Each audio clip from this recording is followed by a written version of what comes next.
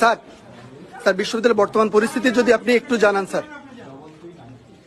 এই বিশ্ববিদ্যালয় আমাদের বিশ্ববিদ্যালয় না, এই জাহাঙ্গীরনগর আমাদের জাহাঙ্গীরনগর না। এখানে হাজার হাজার ছেলে মেয়ের উপর যে হামলা হয়েছে, পুরো ক্যাম্পাস ভিসির সাথে যোগাযোগ করা যাচ্ছে না, কোনো হল প্রবোস্ট কোনো কোথাও নেই।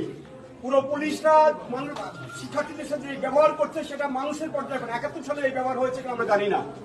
আমরা অসুস্থ শিক্ষার্থীদেরকে রেস্কিউ করতে পারছি না, রেস্কিউ করতে অ্যাম্বুলেন্স নিয়ে আমরা মুভ করতে পারছি না, পুলিশ অ্যাম্বুলেন্সে হামলা করছে।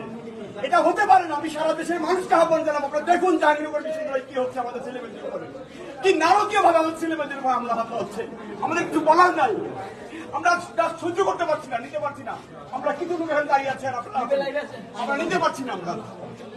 আমরা শিক্ষক, আমরা দলদাস না, দলদাস বিশ্ববিদ্যালয়ের ক্যাম্পাসে এইভাবে নির্মম ভাবে হামলা হবে শিক্ষার্থী, হাজার হাজার শিক্ষার্থীদের উপরে।